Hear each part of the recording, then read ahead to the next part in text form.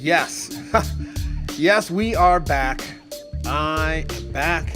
Welcome back to the TEEP This podcast, a podcast devoted to illuminating the world's most devastating and beautiful martial art, Muay Thai. And it has been about 9 months since my last podcast episode.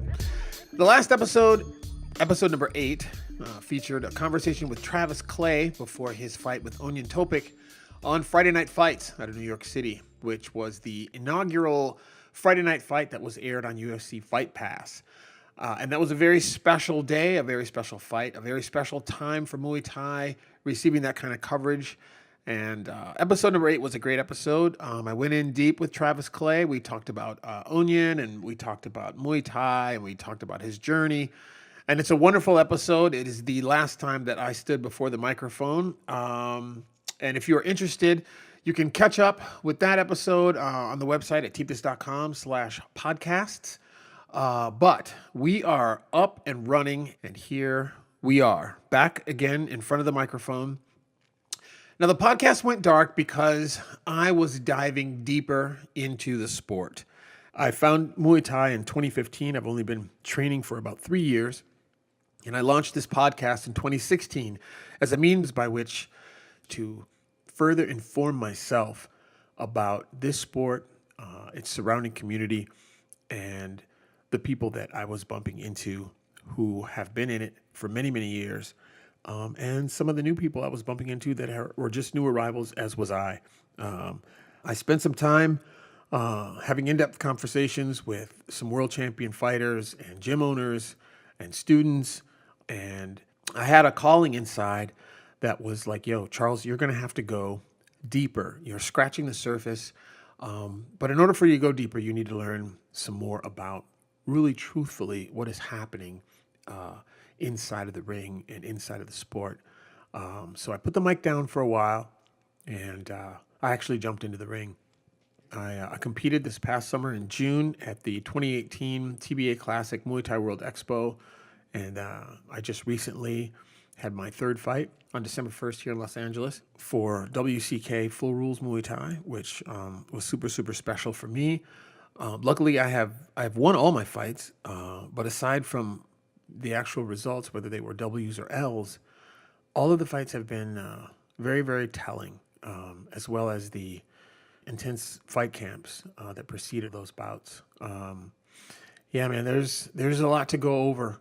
I'm going to catch you guys all up, and then I am going to let you go into the interview that is to come up here on episode number 9 with Joe Gogo, aka Iron Joe Gogo, or the Iron Assassin. This interview was recorded last year on the heels of Joe's unforgettable performance against Eric Luna in the Triumphant Combat Sports Muay Thai ring at Triumphant 3. That fight took place in downtown Oakland, California, back in February of 2018.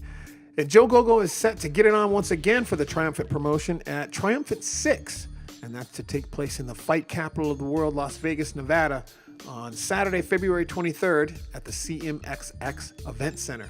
But before we get into this current episode number 9, and my interview with Joe Gogo, I want to catch you up a bit on what's new with TEEP This, what to expect in the new year, and what I've been learning during my extensive hiatus from the podcast. So what's new? The biggest addition to the TEEP This platform in 2018 was undoubtedly my foray into custom apparel. Creating the apparel was very important to me, as I wanted something I really look forward to, both coasts and the Midwest and all of America really just embracing Muay Thai. And so I'm really big on this whole notion of American Muay Thai. For me, I personally believe that here in the States, we're kind of creating or birthing our own version of Muay Thai, which to me, feels like a mesh of traditional Thai methods and mentality, coupled with European influence from the kickboxing world, and then our own American stand-up fighting styles and values. The sweet science of boxing is really in our blood, and Americans have a very die hard, do or die, kind of attitude. And I really feel that all of those factors are playing into the brand of Muay Thai that I see expressing across the country, from one event to the next, from one fight to the next. Our Muay Thai here in the States, in my opinion, is not like traditional Thai boxing. There, they fight weekly. There's a lot of other factors that play into what's happening in the ring that are going on outside of the ring, including the gambling and just the culture and everything else. They fight for different reasons there in Thailand than we do here in the U.S. I don't think everyone here in the U.S. is fighting, to get themselves out of poverty or to make money for their family. We're not starting at 8 years old. I mean, that is beginning. We do have youth Muay Thai really getting off the ground now, but I mean overall, we here in the States, we fight Muay Thai because we want to, for the most part, not because we have to. And I think that's a very fundamentally different premise in the first place. And I think that bears heavily on some of the differences that you find in the expression of Muay Thai here in the States versus the expression in Thailand. And so I wanted to create a choice for Muay Thai advocates and students and practitioners that represented Muay Thai kind of on an American level, on American soil. And so I've tried to embrace that notion and celebrate that observance in the apparel that TEEP This offered in 2018. And so Collection 1, that was the first line of TEEP This custom apparel. That line consisted of 4 individual items, 2 t-shirts, a pair of custom dye sublimated and decorated Muay Thai shorts. They've got white piping and stylized tie riding and decorations on. They're really, really fresh. And a very unique crew neck sweatshirt in 2 variants, the white on black and a black on black version. I wanted it to be slick enough to rock it inside the ring or, to wear it at the fights, but I still wanted it to be subtle and stylish enough to just wear out and about with just regular people with your kicks and your denim or sweatpants or whatever. And the iconography is subtle enough that you almost have to kind of either be in Muay Thai, to really pick up on the fact that it's Muay Thai apparel that you're looking at. And I like that. I like, your gear looks cool. It's got a fresh style to it, but it takes somebody across the room who's actually in Muay Thai to be like, oh, you must do Muay Thai. And like, oh yeah, how'd you know? And I like that. I think that's it's one of the aspects of being a part of this community that I really love. I love the uniqueness of the Muay Thai world, and I love the sovereignty that we experience as a community, and that's on a global level, not just locally. But whether it's just me and one other person in a room being able to recognize the fact that we're both into Muay Thai, or whether I'm at the TBA Classic and there's 2,000 people there and every last one of them there is all about Muay Thai, it's always just really a warm thing to know that you're a part of this world. So Collection 1 at this juncture is almost completely sold out. Sorry. I haven't done the best job of marketing. I kind of just put the stuff out there. But I was really happy at the way the collection kind of rolled out, and where the clothing actually found itself this year was really heartwarming as well. Some of my favorite fighters ended up getting their hands on some of the items. But as I stated, the collection is almost completely sold out. There are some sizes left of the TEEP This crew neck, especially in the white on black. The black on blacks, which were totally fresh, but those were a really, really limited edition run. So there wasn't a lot of them in the first place. But you never know if there's enough interest. We definitely would consider doing a re-release on the black on black crew neck sweatshirt, maybe next fall. There are also still some sizes of the TEEP This All-American Muay Thai shorts still available, but once those shorts go, they are gone. The next run of shorts will be completely different, and they may never bear some of the aspects that these shorts do in future releases. So if you haven't gotten yourself a pair of 2018 TEEP This All-American Muay Thai fight shorts, there's not that many left, so you should probably get one before they are gone forever. I'm not just saying it just to sell them. I'm telling you that for sure they're not coming back. I didn't make them just to sell them. I made them so that whomever got them would fucking love them. We partnered up with Infight Style to create those shorts. And those shorts were made with a lot of love, as were all of the items in the Collection 1 line. So feel free, go to teepthis.com/shop. and grab yourself whatever you can before they are all gone. That is not all that's new. The other big new feature that I'm really excited about is our new photo galleries at PixieSet. PixieSet is perfect for what I'm trying to do. It's a convenient way for me to present and provide photo galleries quicker and more efficiently after shooting fights so that the people that I've shot don't have to wait as long to get access to the images. Also, it's easier for visitors to navigate. You don't have to go through an entire website to get to the photos. Bam, they're just right there. But the most important reason that I moved the photography galleries was for the ability to allow fighters and fans and visitors to purchase custom prints of the photography. That is really what it's all about. And today, listen, in today's world, everything is becoming and has become so disposable that it kind of really rubs me the wrong way, to be honest with you. Fighters go through a lot to prepare themselves for the day that they get in the ring. They leave it all in the ring. It's amazing to me that you would go through all that. And when a photographer captures a moment of that, that all you want is to grab a digital image and then spew it out into social media as quickly as you possibly can. And then it's over. It's like dropping a picture. It's like if you were on a boat in the ocean and you had a picture of yourself in the fight and then you dropped it in the ocean. You can watch that picture float down in the water and you can see it for a while. But man, once you lose sight of that in that ocean, that is gone. It's just gone. And that was a heartbreak for me. So I moved my photography inventory to a platform that allows visitors to very easily look up the images and pick a picture and order themselves a print. That's really what's behind the new PixieSet galleries at TEEP.com. And I'm super, super excited about that. And so the custom apparel and the new photo galleries with printing options. Those are the two biggest new things that you'll see at TEEP.com. And I really hope folks take advantage and enjoy the images and enjoy the apparel. And with that being said, it is finally about that time. Yes. Here comes my sit down with Iron Joe Gogo right after Triumphant 3 in Oakland, California. I've got an overnight bag already packed for Triumphant 6, Saturday, February 23rd in Vegas, where Joe will be back in the ring again. And as you'll hear in this interview, he brings a lot with him whenever he steps through those ropes. This is a long interview. Joe and I do get into a lot of topics, but at the end of the day, this was one of the more enlightening conversations for me, and I hope it is for you too.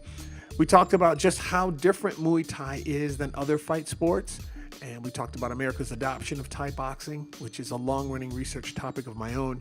And Joe had plenty to say about Thai boxing in the U.S., and that's toward the latter half of the interview, so be sure to tune in for the duration so that you don't miss any of that good shit throughout the entire episode. Joe also shared a lot about his life personally, being a pro fighter, his lineage from Guam, his identity, his personal identity, and how standing firm in that identity is how he chooses to live, which at the end of the day is really what this sport and this podcast series is really all about. So sit back, relax, and please enjoy my conversation with one of the baddest mofos I have been privileged to know, the Iron Assassin, Gogo Guam, Iron Joe Gogo. Let's get into the podcast. There he is, Joe Gogo, sunglasses and muscles. I mean, that's how we do it in San Diego, right? That is how you get down, isn't it? All right. Oh, you don't even need those headphones? You can hear me? Yeah, because I guess if you do video, there's you don't use the headphones, but the speaker, it doesn't work. Oh, you can't hear me when you put the headphones on? Yeah, when I do video. When I was doing just audio, I can hear you. It's better for this if I use this, but sorry. Interesting. Yeah, it's weird.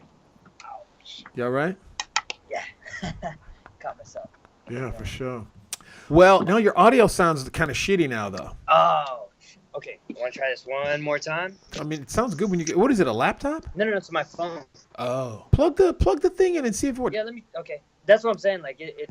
There it is. Yeah. Oh yeah. See, now I can hear you. Earlier, when I first had it, I had my headphones on, but audio wasn't going through the. That was weird. It was. Dude, you cannot be good at everything, Joe. I mean, you know, I'm trying to be, you know. Especially when you're really good at something, it means you're gonna suck at something else. It's just that balance in life, huh? For sure, man. Well, yo, dude, it's really great. It's really. I can't even see myself. I got a little window for myself there. Yeah, there should be a little window. I like my background. Yeah. Fuck it, it's all good though. But yeah, man, we just talk and flow, and I'm flexible. It's one of the things I definitely take away from this whole fight thing is you got to be flexible because these shit that you plan doesn't necessarily work out that way. Yep. Right. That's the old Mike Tyson saying too. Yeah, man, that shit always happens. Everybody's got a plan until they get punched in the face. Until they get punched in the face, and that's life. Life has its way. It punches you in the face in a whole lot of different ways. In a different way. That there's the saying like the hardest punch I'll ever take is the one from life. Yeah, there are whole bunches of them. Yeah. Yep. But I mean, it's good. It's a good way to jump in, man, because before I get off into like my whole fascination with Joe Gogo and all the times I've seen you fight and all that stuff, talking about life, I mean, so this fight shit, have you always done this? Is this something recent? How long have you been in the whole fight thing? I've done some form of martial arts my entire life. It's really embedded in my family. My cousin who I grew up with, his name is Joe Tamilo, and he fights in the Bellator. He just beat Joe Warren about 2-3 weeks ago. Oh. And now he's trying to get the title shot. But with that said, like I've been a competitor and athlete my whole life. I know I'm a little guy, but I played football my whole life. I played, from Pop Warner middle school and then high school, and I played basketball simultaneously, and then I played rugby for a period of time as well. Damn, how old are you, bro? I'm a little bit older now. I'm 29. 29, fucking young buck, man. Get out of Dodge. Yeah. Wow, that's interesting. Basketball and rugby; those are two. You don't generally see those. That body type playing those two sports. I used to. For me, so how fighting even started for me was when I started going to college and I realized, I'm not the biggest guy and I'm not the tallest guy, so I couldn't play basketball. I couldn't play football anymore. I played some club rugby for a while. And then after a while, I was just like, I couldn't do that anymore. Or I kind of just lost interest, because it was like going and playing pickup basketball. It's fun, but it wasn't like competitive anymore. And so I started to lose my edge, not playing like a legitimate sports on a competitive level. Like everything was just like the rugby I started playing was just kind of just pick up rugby after a while. When you say it wasn't competitive, you mean it wasn't competitive, it wasn't enough challenge for you in particular, is what you're saying? Or no, it wasn't like a real like set league or like when you play high school sports, you're playing to represent your school, your neighborhood, your family, the alumni, and then when you play college, like you're kind of playing for all those same things. Sure. And then obviously when you play for professional, you're playing for your state and your wherever you're trying to represent. And your kids' food and shit. Yeah, exactly.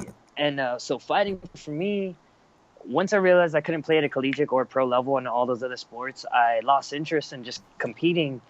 And so I started going to the local gym, and this is way back when Chris Lieben was hot. He was the dude, Chris Lieben, right? Red hair, tatted all over. I actually started training with him because he was right next to the University of Hawaii. His gym was literally at the bottom of the hill. So Chris Lieben, that would have been, that's like, what, 2012? Yeah, about 2012, around that time. Around there, okay. Yeah. So when I hit I was like 21, 22. Yeah. I started just training there, and then after a while, I got natural progression, taking boxing classes, kickboxing classes, jiu-jitsu classes. Eventually, I got good enough, and the fight team asked me to train. Then eventually, like, the boys would be like, hey, man, why don't you just fight? You're a better sparring partner than the opponent I just fought. And these guys are like the welterweights telling me. Wow. The lightweights or even some heavyweights. And when they said just fought, what arena were they fighting in? Were they fighting in mixed martial arts in an octagon? Yeah, they're fighting in mixed martial arts. Oh. Yeah. So that's how it all started for me. I never did Thai boxing until I moved out to San Diego, actually. All right. So then let's go back. Yeah. Let me think. So my story it's a little odd. No, it's cool. I mean, I knew it was going to be different because of the whole Guam and Hawaii, and you've got three different monikers. I've heard Gogo Guam, I've heard Iron Assassin, and I've heard what's the other one I've heard? What's the other one you have? There's Iron Assassin, Gogo Guam, and Technical Assassin. Yeah, or the Technical Brawler. Brawler, that's what I mean. I mean, that's three different monikers. That's definitely an interesting dude. Hey, so let's see here. Go ahead. No, I think it's funny that caught on because people ask me like, what would you say your style is? And I'm like, you know what, man, I follow like Conor McGregor a little bit as far as like his style of training, and he's just trying to be better at movement. And so, like, I forgot the name of his coach, but they made him do, like, lizard drills. And, and you know what I mean? Walk around on balance boards and stuff. And so I started emulating that, you know. I have a degree in kinesiology. So when I look at training, sports, or anything in general, I look at it from, like, a biomechanics point of view. You know, so when I train, when I do jiu-jitsu, wrestling, or Muay Thai, I don't really think, like, of the most technical thing for it, or sometimes I don't even think like, okay, I should throw up this submission Kimura, and it works like this because it's this ancient art form. Sorry, it's this ancient. Oh, can you hear me? Oh yeah. Okay, and it's like because it's this ancient technique. I look at things from an anatomical point of view. Like if you twist this way, the tendons are going to snap like this. Okay. Or from like a physics point of view and a biomechanics point of view, if I drive from the ground, turn my knee into the ground, turn my hips over, then my shoulder over, and then whip my punch, that's how I'm going to get the most velocity. You see everything. You see the toe bone connected to the knee bone connected to the elbow bone. Yeah. So you see all those cables and all the all the hinges and the joints, and so you can see the energy that goes from the toe all the way to the fingertip. Yeah. That's interesting, man. You're really hitting some stuff for me because I've got questions for you. Yeah. Because of the fact that I've seen you 3 times in the flesh. And each one of those times was very different for me. Your performance was different. And so I'm like, man, I mean, I know I reached out to you maybe like a year ago. I was like, because I've been up on you, but I'm glad that I didn't chat with you then. And I'm finally getting to chat with you now because there's been even more to take in on your story. Yeah. And Muay Thai for me is a very fluid, in the now, present feeling kind of thing. And then you're talking about something that's, that's very intangible. You're talking about something that's very tangible, something that's very analytical and logical and proven. And so here we are fusing. It's just like anything else. It's like, the shit I'm into, like photography and filmmaking, that's magic, that's art and science, fused together. Yeah. And here you are. Yep. Muay Thai is definitely art, and you're bringing it to the science. I've seen you, man. I've seen both in you. I've seen you being very intentional and analytical and intentional with what you're doing. Yeah. Then I've seen you just turn into water. Yeah. I don't know. I don't. It's because you got hit hard, or because something didn't work for you, or whatever it was, and then you just, fuck that shit, and you just the shit just comes out of you. Yeah. Whoa, there's a head kick from Gogo. Hey, and a 3-2. Gogo's coming on here in the later rounds. Tell me this. Okay. Guam. Tell people what the fuck Guam is. What does that mean? This guy's from Guam. What does that mean? Guam's this beautiful, super tiny island in the Pacific Ocean, man. It's the island's only about 36 miles long and about 15 to 18 miles wide. Now, for people listening, the connection that the United States has to Guam is Guam sits in a very strategic place in the middle of the ocean. And so we put a naval and air force base on that little island. And that allows us to have like a touch point in case we go to war or something. It extends our reach around this planet so we could keep our gangster control shit going on that we're doing in this country. Now, aside from, I used to be in the military, which is the only reason I even know that shit. Okay. So that's how we get connected to Guam. But I've never been privy to knowing anything about the people from that island. What are y'all like? What are they like? What are the people like from Guam? Because, man, when you come to fight, this Guam contingency comes out of nowhere. Yeah. There's a huge group of people that come out for you all the time. So what is this? Tell me a little bit about Guam so that I can get a little bit about what's pumping in your veins. We're very proud people. We've gone through our own. We've gone through our battles. Like, we got taken over. We were invaded by Spain, and then we were invaded by Japan, and then for a small part, I guess, Germany also, and then America liberated us. We're grateful for that. Yeah, America they like doing that shit. They like going to liberate people, don't they? Yeah. Fucking America. Yeah, it's a back and forth, and so in a lot of ways, I'm like, I'm grateful to be an American, and to be perfectly honest, like, I like to consider myself like just a more like a new age Chamorro. I don't think about being an American or a Chamorro like through the lens of back then. I think of it like, nah, you know what? I'm a Chamorro. I know how to barbecue. I know how to cut the grass. I know how to farm. But you know what? I also know how to read a book. I also know how to like create a business. Sure. I also know how to do other things other than like, pre times, other than now times. And what's that word? Chamorro? Yeah, Chamorro. So that's the people of Guam. How do you spell that? There's a couple ways. I know that sounds funny, but the most common way would probably be Chamoru, Chamorro. And then there's also Chamorro. Oh, Chamorro. Chamorro. Yes. Well, there you go, people. Look that shit up and read about that. So that we can. So that's Jojo. That's Joe Gogo. That's his blood. That's his tribal shit. That's what's going on underneath the skin. That's what's coming out of his heart, running through his veins when you see him out there in the ring. Yeah.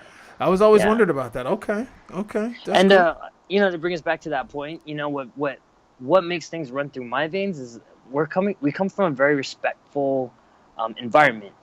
I like to tell people, how when you grow up you have those naughty friends, or maybe even like, maybe you were that naughty friend where you just like, you're a good kid, but you're just naughty. You like getting in trouble and stuff, know?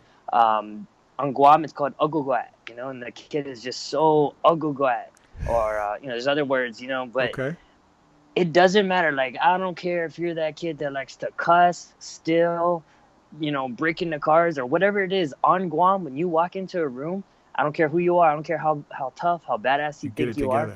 You walk to every single adult and you grab the man's hand and you bow, you pay your respects to every male in the room, and you kiss all the women on the cheek. Yeah. And you earn their respect. Yeah. And you have to do that whole thing before you leave. You don't just be like, all right, guys, deuces, bye. Yeah. Like, no. That's not how that works. That's beautiful.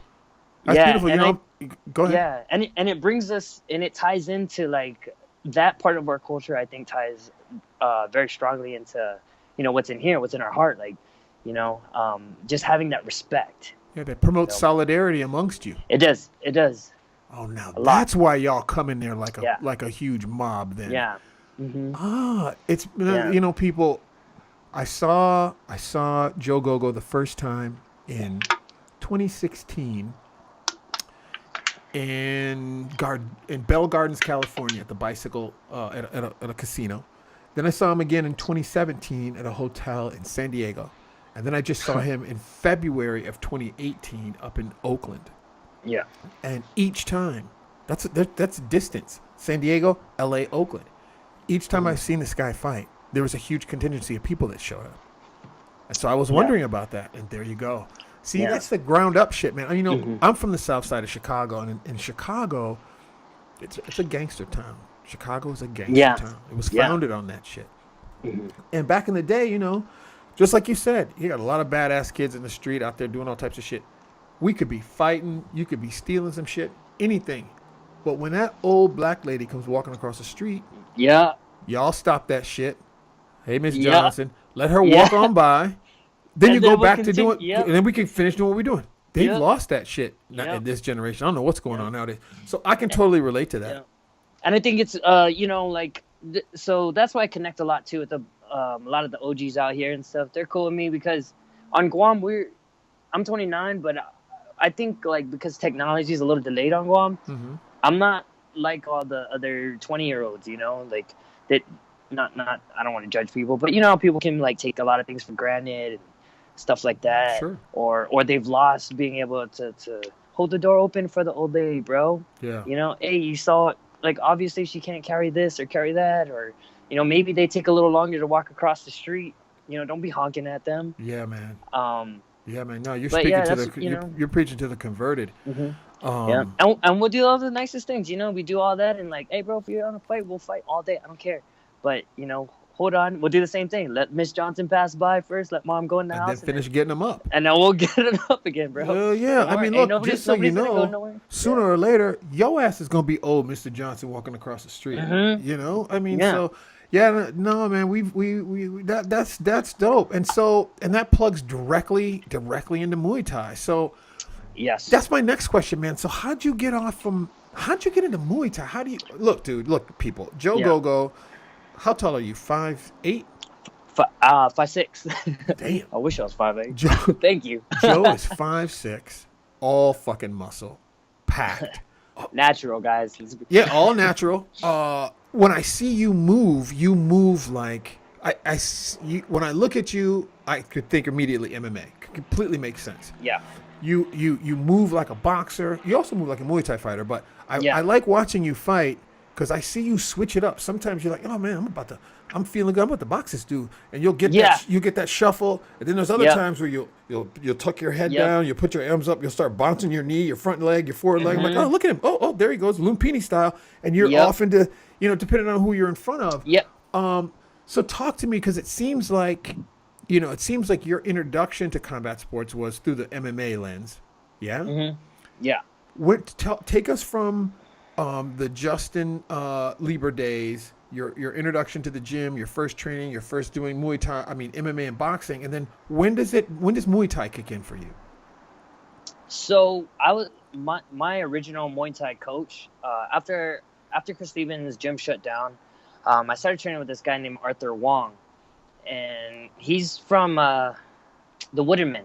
That's his head coach, and he does Dek Wat Muay Thai. He's the head coach over there right now. Okay. But at the time he had his gym called M1 in Hawaii, and I just started training him. And when he showed me Muay Thai, I absolutely fell in love with it. I was like, dude, this is what I'm supposed to be doing. Huh. Obviously, I'm from the islands, and we're a very jiu-jitsu heavy place. Okay. And as much as I enjoyed the martial arts of jiu-jitsu, sometimes I'd be like, not as satisfied, you know, because I'm like, man, it's just sometimes I can't submit this guy, you know, because he's going like this the whole time. Right. But you know, after I started learning Muay Thai, there was a certain confidence I started to have about me, even against like solid Division I wrestlers or guys that wrestled their whole life, or black belts in jiu-jitsu, or great boxers. Mm-hmm. I was like, man, once I started to learn like how to clinch spar, how to leg kick people, how to knee, how to elbow, and string together my punches from like I said, Arthur Wong, like it just became, I had a certain confidence with combat sports. I was actually training for a bunch of MMA fights doing like 90% Muay Thai.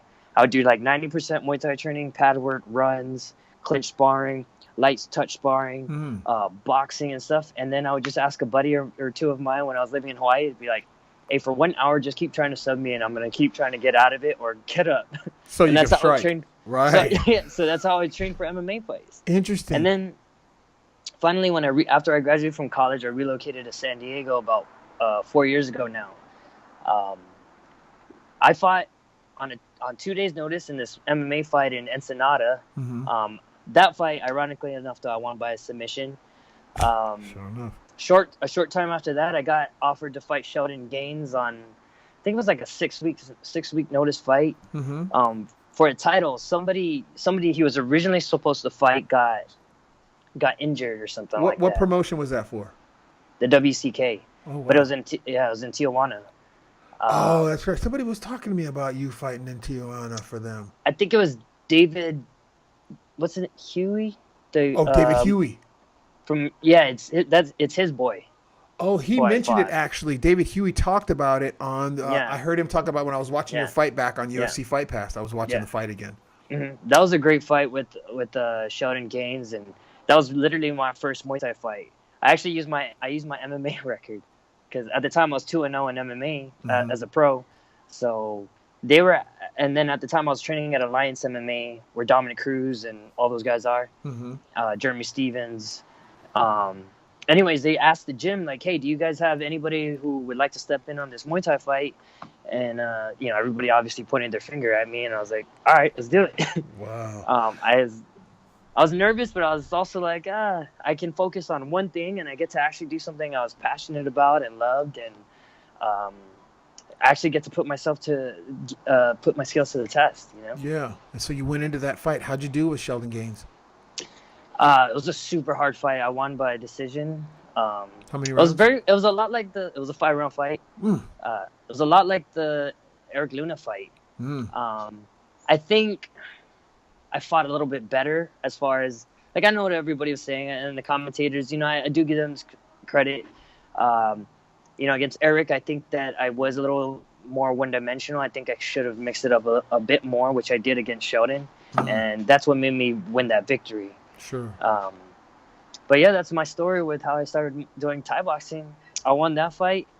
Lion Fight asked me to fight Marvin Madariaga. So I fought him. You fought him already on Lion Yeah, Fight? he was my second fight in Was Muay Thai. was it an undercard fight, or is it recorded somewhere? I think it's on YouTube, but I'll send it to you at some point. Okay, yeah, send me that so I can share it. Man, Yeah. people, listen. Marvin Madariaga is another San Diego-based fighter. They call him the Mad Lion. Bad motherfucker, dude. That would be definitely an interesting fight, because that would be a handful for you because of his length compared to your length. His body type compared to yours. You're definitely strong enough and fast enough, and technique. Your technique is there. But he would definitely have a reach on you. How did that go with Marvin Madariaga? It went well. I won in the 3rd round. They stopped the fight due to a cut. But it was a good fight. It was a very back and forth technical battle. Man, kudos, man. I mean, to have a W on your record against Marvin Madariaga is a fucking real accomplishment. Yeah. I mean, he's a top level fucking dude. Yeah. He's diligent, and I'd say, like, me, him, there's a couple guys, some of the guys from CSA, I say we're pioneers of West Coast Muay Thai. And what I mean by that is not just being on the front lines of fighting on the West Coast, but we like to, if you notice, West Coast Muay Thai, we switch stances a lot more. We shift left and right a little bit more. We add the boxing head movement.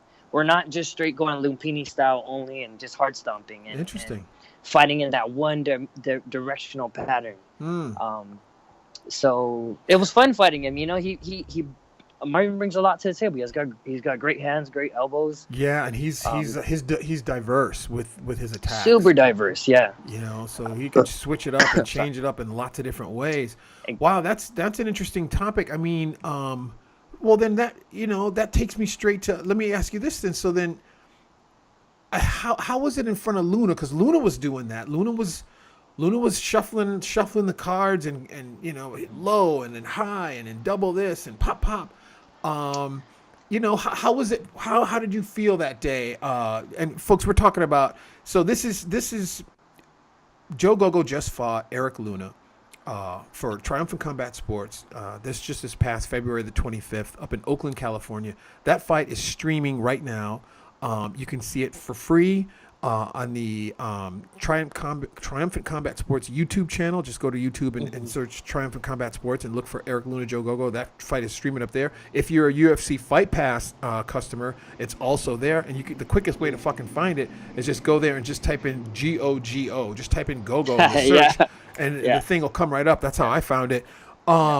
I watched that fight. I mean, A, I was there, but then B, since I knew I was going to talk to you, I've watched that fight 2 times now. That's a total of 3 times, seeing that fight. I was really studying it, man. You guys I was seeing you. You were changing. You were going through some shit. Tell me what you were going through during that contest with Eric Luna.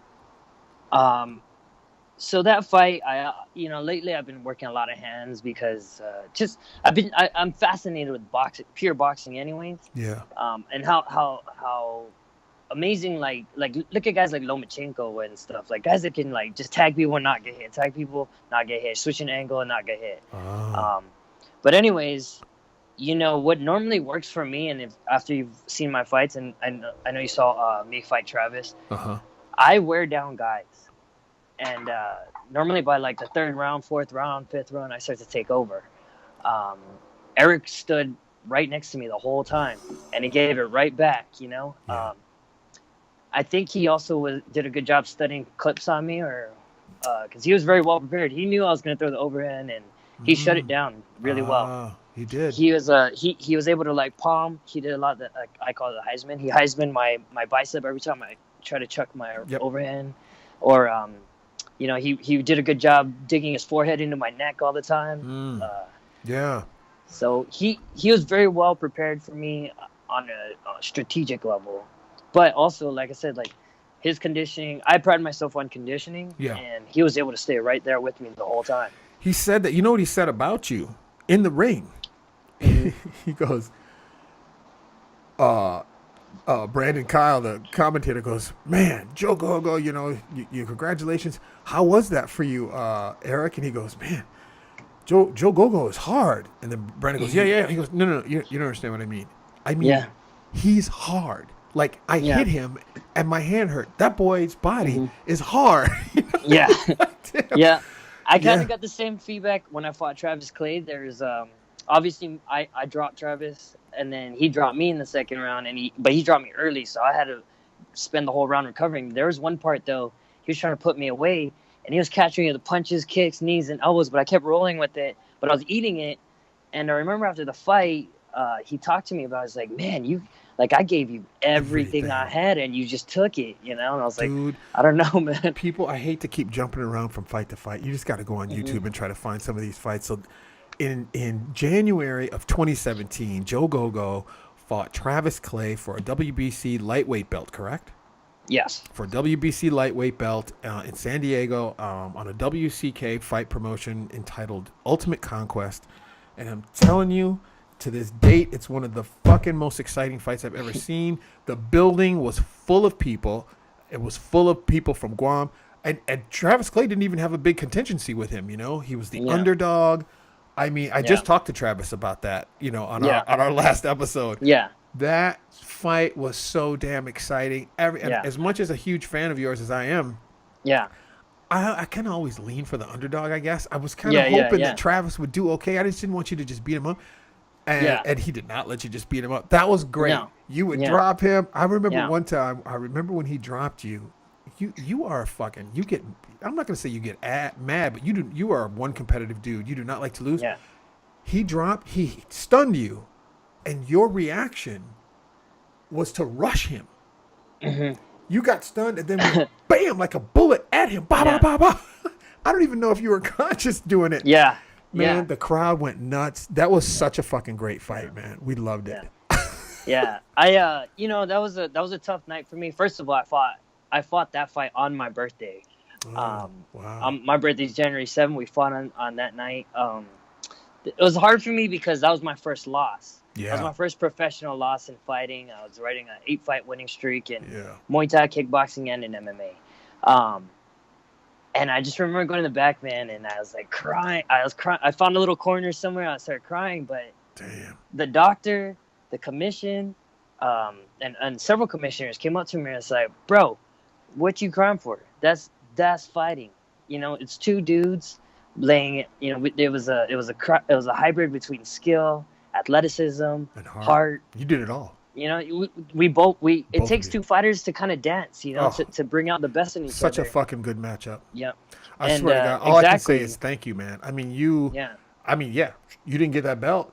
But man, every motherfucker in the building, I guess maybe except you, was elated about your performance in that ring. Yeah. But it goes with the territory. I mean, you're a competitor. You're going to be your toughest critic for sure. Yeah. It was nice to see a lot of fans and have them say like, hey, this is the first time I've ever been to a Muay Thai fight. But because of that fight, I'm a Muay Thai fan for life now. It's beautiful. And it was so awesome, to hear stuff like that. I was like, damn, it's cool. It's good to hear that on your birthday after you took a tough loss, just to maybe give you a little more perspective about what you just did, that it really wasn't a failure. You just didn't happen to get the decision. That fight could have went either way. Yeah. That fight, that was one of those fights that really could have won it. It was close. Way. I mean, he won by split decision. It wasn't a landslide or anything. Yeah. But I can't take anything away from either of you, man. You both performed very, very well. I'm a big fan of Travis's because a lot of times people underestimate Travis Clay. I'm not saying that you did, but maybe a lot of people in the stands or elsewhere, they underestimate Travis Clay. So it was one of the other reasons why I went down to that fight. I mean, plus I'm a big fan of Selena Flores, and she was fighting on that card, and Chewbacca 619, he was fighting on that card. There's a bunch of people. So I had to go. Oh man, Super Landon Simmons was fighting on that card. I'm a huge fan of his. Man, those are let's do this then real quick. Let's try to give my listeners a little bit of order because I've just been jumping all over the place. I'm totally excited. I'm going to take you guys back to the very first time that I saw Joe Gogo. It was July 2nd, 2016 at the Bicycle Hotel and Casino here in Bell Gardens, California, and he fought Renato Mancilla. You remember that one? Yeah.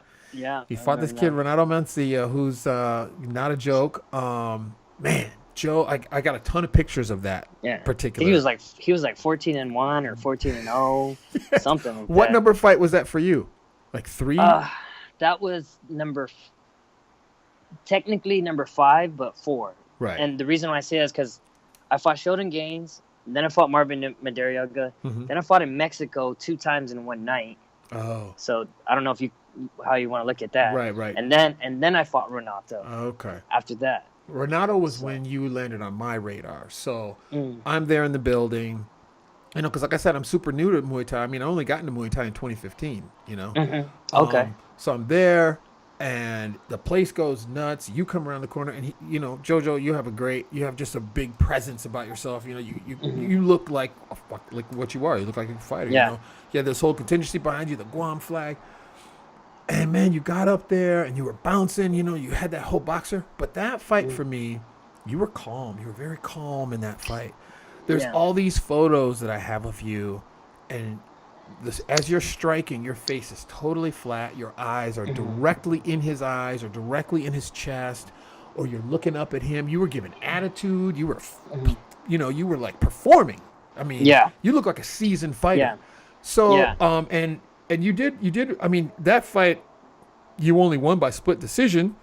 Man, your Muay Thai was so beautiful though in that fight. Yeah. The sweeps, the spinning back fist, the spinning elbow, multiple sweeps. What else? Oh, the evasions. You kept popping your hips back. Yeah. I mean, shit. You look like a. I mean, talk to me about that fight. Yeah. Honestly, I don't. People always ask me if I look up my opponents and I search. I don't do none of that. In my mind, I'm just training to be the baddest dude I can possibly be. And for that fight in particular, though, I had like a team around me, and it was just easier. I was able to have my sparring partners, have my drilling partners on a regular basis. Because you were so on. Since then, everything has been kind of falling apart a little bit for me. So I've been kind of adjusting. Interesting. I might have to put on my charger in a second. But not to jump to another fight, but because after I've lost to Travis, I've been detouring too much, and I've been trying to ride a hype of having performances of the nights, or I've become so fixated on being when Joe Gogo fights, you're gonna watch the most epic fight. That's what you're always gonna watch. And instead of just letting that happen, I've been trying to force that. Oh. And I think so that night I wasn't forcing anything. I was just let it happen. Sorry. Ouch, man. Come on. No, I was like, let's dance. You know what I mean? I'm out here, let's dance. I'm in the best shape of my life. I'm running hills, I'm running mountains, I'm doing all the push-ups I can do. I'm hitting all the pads, I'm sparring all the rounds, I'm doing everything possible. You were the example of perfection on that night. And on top of that, he did open you up. You had a nice cut across your eyebrow, across the bridge of your nose, but you had a giant smile on your face. I have this great picture of you giving that hang loose symbol. You're pointing at the camera. You got a big smile, a nice big gash, and you're like, yeah, man. And I'm like, that dude, that was the beginning for me. I was like, that's a special motherfucker. I'm going to keep my eyes on him. So you were in the zone there. Things have changed. You go through the Travis Clay fight. You come there. It's your birthday. You put a lot of pressure on yourself. You got to win. You got to put a show on. Fucked around and get edged out, lose the fight, miss the fucking belt. I go in the back. I'm like, fuck, this is some bullshit. And then I head on up to Oakland to take part in Triumphant 3, which is a monumental event. It was the first time that the Triumphant series is going to be broadcast on UFC Fight Pass. That's a big deal. It's a big, huge fight card. How were you going into that fight with Eric Luna? Honestly, I'm not. I've been on I've lost 3 fights in a row now, and it's been really hard for me. I'm always going to be mentally strong. Like, I'm always a mentally strong person. Sure. In general, I like to work hard and overcome adversity. However, it's been tough for me lately. Like, I went into that fight kind of doubting myself, only because I lost my other 2 fights, and now I've lost that fight, and it sucks. Like, as a fighter, you need to be 100% confident, and I agree. But sometimes I'm like, man, am I still the same guy? Like, who am I? Damn. That's why lately, I've been trying to pull myself back. I've posted all these like depressive moment things because I've been going through my little rut. Yeah. But I already told myself, like, come Monday, like, let's get back in the gym. I've taken since that fight, I actually haven't been in the gym training. I'm, a little workout here and there to stay in shape. But sure, trying to recalibrate, huh?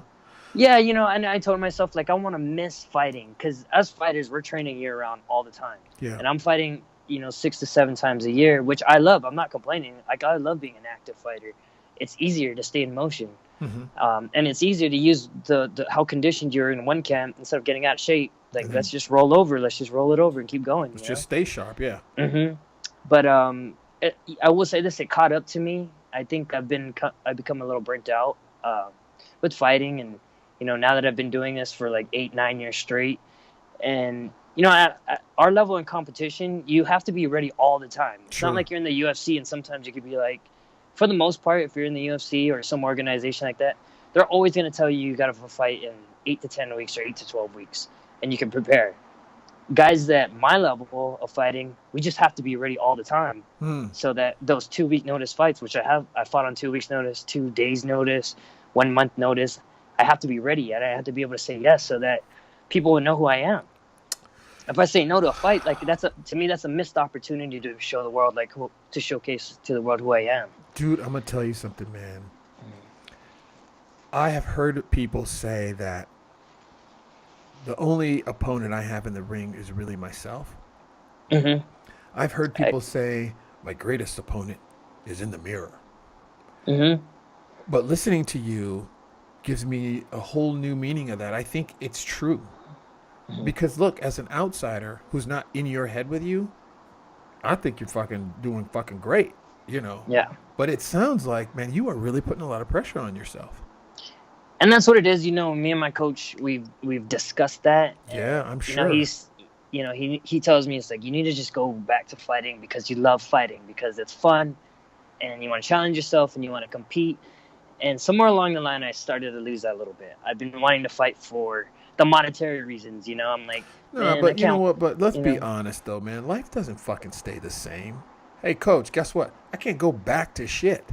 Yeah. Okay? I got fucking kids now. I got this. I got that. I have a whole bunch of shit today that I didn't have back then when I was. How about how do I keep moving forward? I can't go back. I still love fighting, but I can't go to making $300 a fight like when I first started. Now it's like, I gotta. Now shit is different. It's like, I gotta get paid so I can focus. Man, it's deep, man. Listen. Oh, did I lose you? I think I might lose him, yo, because he's about to run out of battery. Wow, it's so deep how who we are is our greatest asset, and it's also our own greatest burden, Yeah.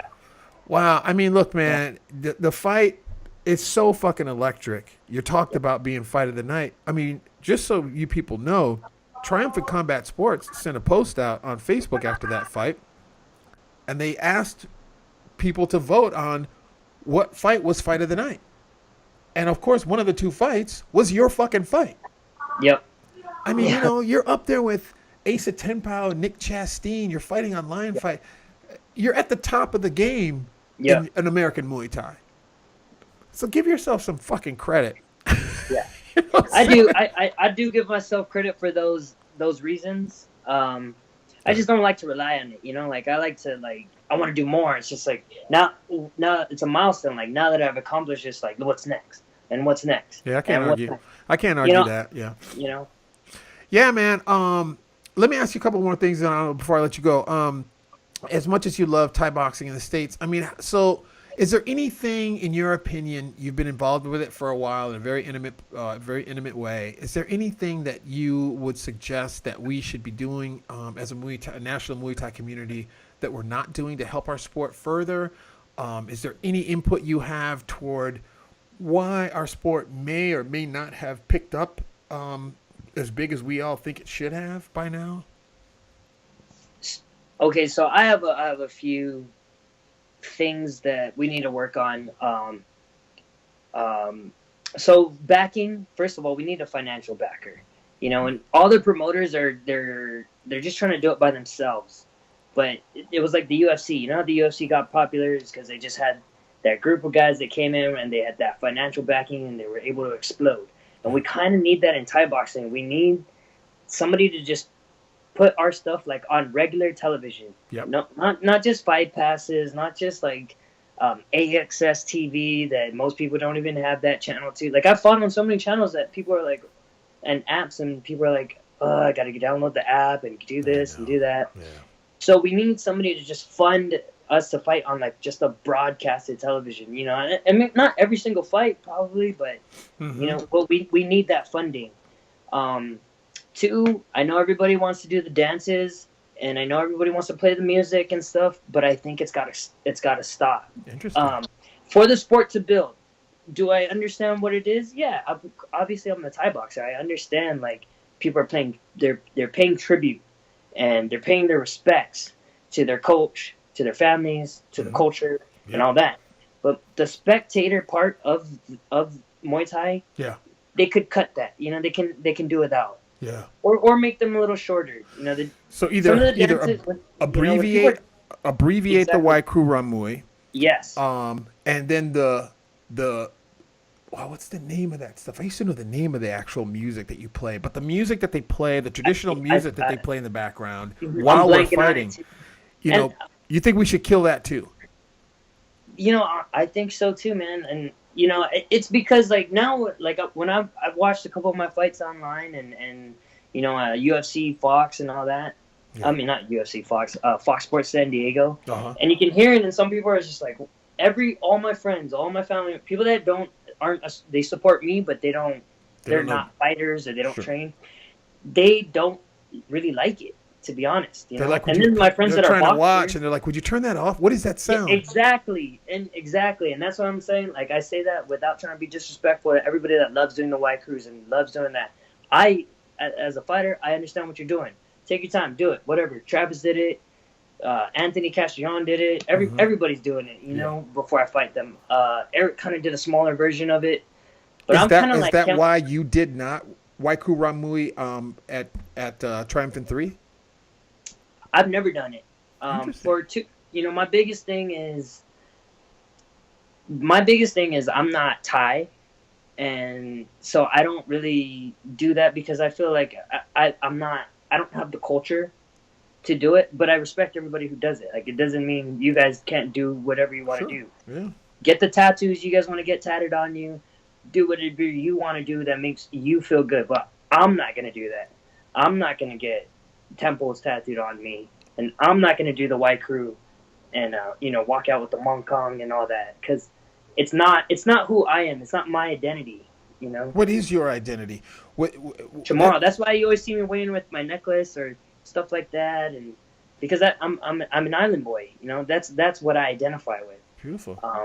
So if I'm gonna walk out to stuff, like I'm gonna walk out with at least the haka or something, you know. Let me ask you this: do you watch any of the? What do you watch in your off time? What do you watch on YouTube? Well, when I like to watch comedy, you know, comedy or like kind of entrepreneur stuff. Like I've been really into like Shark Tank and stuff like that. For sure. But I try to watch a lot of comedy because, you know, the stuff we're always fighting already, you know. And after I've seen you've seen like every video in the world at some point. You know, you've seen all the pad work, all the boxing works, all the strength and conditioning workouts, and so sometimes like between me actually doing it and then as my job, like I'm a trainer, Right. I'm a personal trainer. So like once I'm done doing that for like 8-10 hours a day, like I'm just like, bro, I want to watch something like Impractical Jokers or something. Give me a break. You know? Yeah. Yeah, Okay. I wanna laugh. You know, It's very valid. It's very valid. I mean, you're definitely not the first person that I've had that conversation with, and you're not the first person that's had that position and said, "No, man, I love Thai boxing, but the Y Crew Ramui and the music and we just don't get it. We just don't need it. I'm not trying to diss the culture, but I'm still gonna fight Thai boxing, but can just figure out a way." And so it's good to know. It's point taken. It's something that these are interesting times. You're at the genesis of the sport kind of really growing here in the States. So there's going to be a lot of different opinions on it, and it's very interesting to hear. Everybody's entitled to their opinion. For sure. But like I said, me personally, when I'm out there sometimes and I'm waiting for this person to finish up their Y crew, I'm like, bro, can you have at least done like the shorthand version? Could you have at least done the minute-long version, not the 7, 8, 9-minute long version? Yeah. We all get it, bro. But like, so that's also not why people are buying tickets. Let's get it going. Especially for us fighters, we've already waited all day long to get here. Then we checked in with our medicals. Then we waited for all the other people to fight first. Now I got to sit here and watch you dance. wait. I got to watch you dance. Stay here and watch you dance for 8 minutes, 10 minutes, and depending on how long your white crew is or how sophisticated you want to be with yours, And like I said, like I respect you and respect it, but it's like I think if they want the sport to grow more, we got to cut it, or we have to, just limit it to walkout songs, still off the ring. Also, if you're a spectator and, because the sport's building, promoters have to pack cards, right? So you have to have like 15 to 25 cards so that they're able to sell enough tickets, and you know how it goes, right? So now the fight's going to last until like 1 a.m. Exactly. And so if spectators are listening to that noise from 5 p.m. to fucking midnight, it's enough, it's like, holy cow, 7 hours of this is 7, 8 hours. That's a good point. I never thought of that one. It gets a little much, Yeah, I never thought of that one. Fight after fight after fight after fight after fight after fight. Yeah, and it's a turnoff to people that want to see striking sports. Like my boxer friends, they want to see. They get into what I want to do, but they do get turned off to like hearing that shit like the whole time. They're like, oh my god, bro, I'm about to lose it. Like I just want to see the fight for the fight. Like, wow, the fight is entertaining enough. Yeah, we're gonna watch two dudes be as violent as possible, like to each other. Yeah, it's very well taken. Point well taken. It's a conversation that I'm definitely going to continue to have with people. And we'll definitely see how it plays out. I mean, what I've been seeing is really abbreviated Ramuis.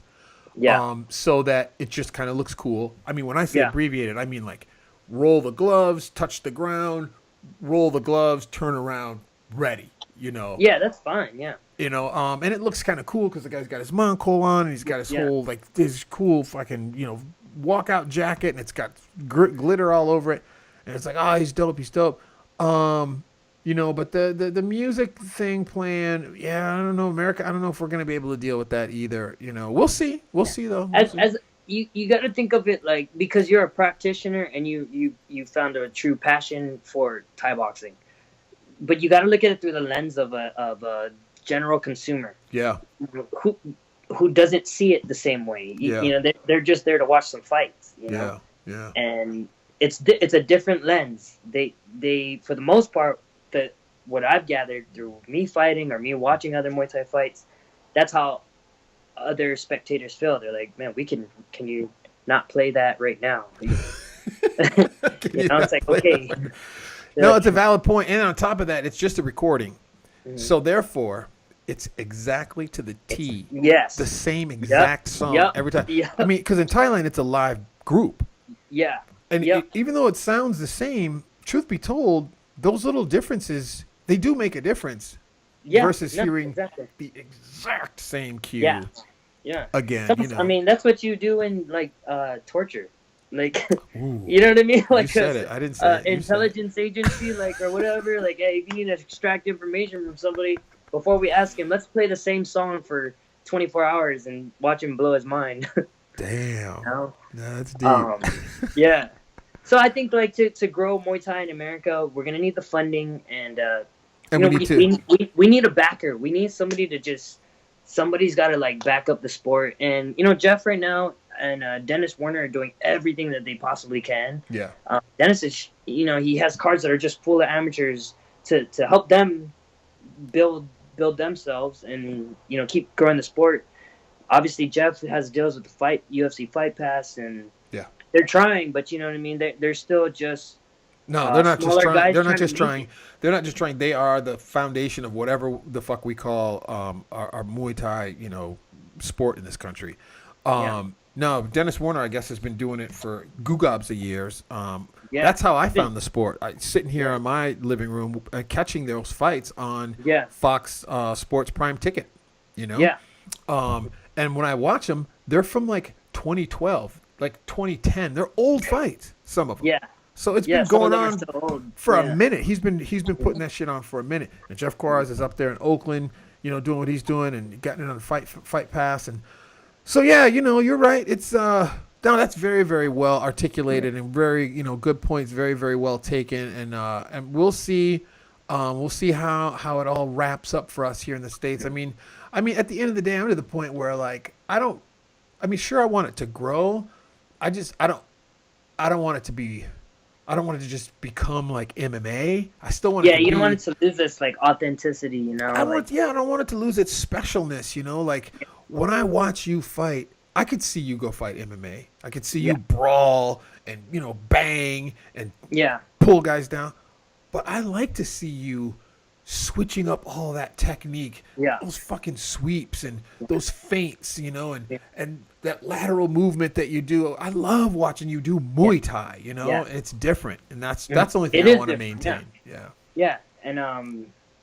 So like all the things we're actually drilling or doing on the pads, like it's nice when you do Thai boxing to see those things come out. Like you can't do a good amount of that stuff in MMA because when you're trying to do a leg sweep, someone's like, "Oh, well, single leg takedown." Yep.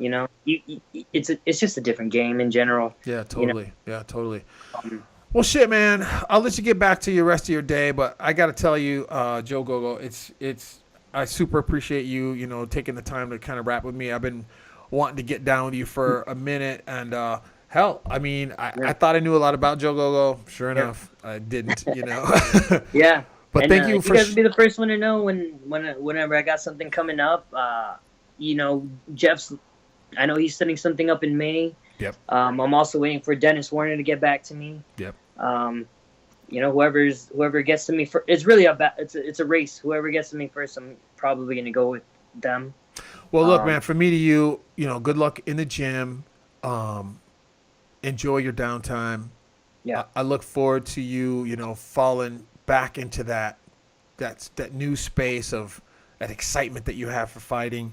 I definitely look forward to the next time I get to see you express Muay Thai, whether that be in the ring or even that be, at one of the gyms. You never know. I might make it to one of your, to a gym that you're training at. I do move around. It would be awesome. But man, thank you so much for everything that you've done in the ring, and for sharing, your true sharing today on the podcast. I'll edit it up and get it out to the world and let folks learn a little bit more about the man behind those gloves, Yeah. All right. Thanks, man. Oh wait, last thing too. Where anything? You already told us what's coming up next. Where give us the social media that folks need to plug in. What platforms are you on, and what's your handle so that people can follow you and keep up with what's going on with Joe Gogo? So I'm on Instagram. It's Joe_Gogo, and Gogo is really my last name. Everybody, it's not a name I just gave to myself. Yeah, his name's not really Gogankatin, It's, exactly. It's actually Gogo. That's dope, man. That's cool.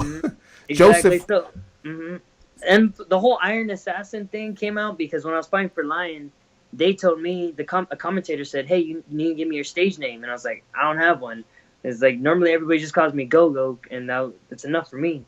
But anyways, he was like, "No, we need to give you where you from and all this," and he was like, "All right."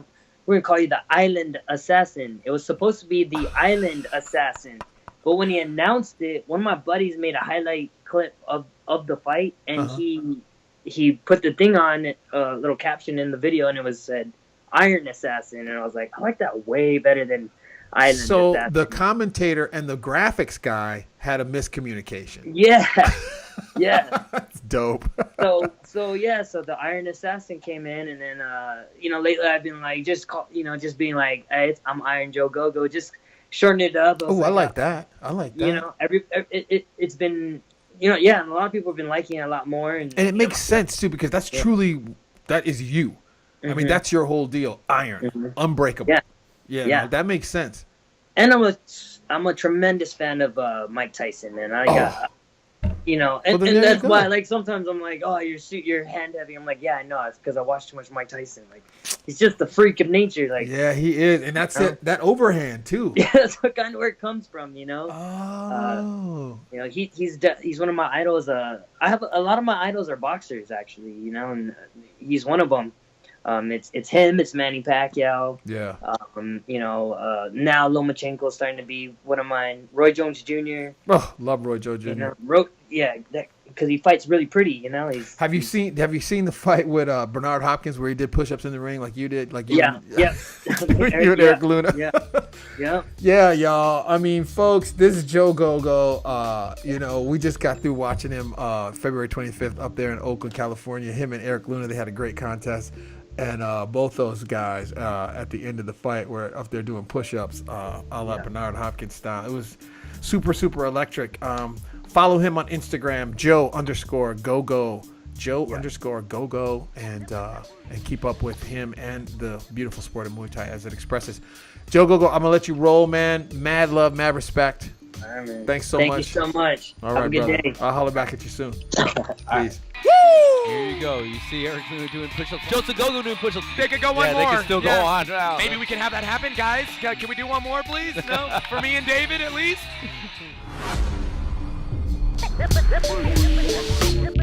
Man, shout out to the Triumphant team for bringing us this opportunity to travel to the fight capital to witness the greatest martial art in the world, Muay Thai, at Triumphant 6. Shout out to Joe Gogo. Just so glad to have finally gotten a chance to sit down with him and to finally share that conversation with you here on the podcast. And I'm really excited to have the podcast returning and just blessed to have spent some time in the ring myself. I do plan on taking some more fights. I'm looking forward to returning to the TBA Classic this summer as well and competing in the B-Class division.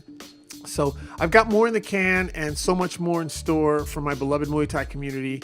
Up next on the podcast roster is one of the world's greatest kickboxers and Muay Thai practitioners from Amsterdam in the Netherlands, the current and long-running Lion Fight middleweight world champion, Rehan Ersoy. And then to follow that, Glory Kickboxing world champion, entrepreneur, gym owner, and father of 5, one of my favorite dudes I've ever come across, Richard Maximus Abraham from Maximus Muay Thai in Itasca, Illinois. And to be honest with you, I have got some really, really interesting, super, super unique conversations and guests coming up to explore life and living life and what this shit is really all about and just how crazy or just how sane we all really might be here on the podcast. So definitely stay tuned, stay in touch, stay in the gym, and stay in the ring. This is going to be another pivotal year for Muay Thai in America, and I'm blessed to be here along for the ride and honored to share that ride with anyone and everyone who's willing to listen. So hit the website, teepthis.com. Follow the podcast, available everywhere that podcasts are found. And always remember, live well, love much, laugh often, and train hard. Sawadee Cup.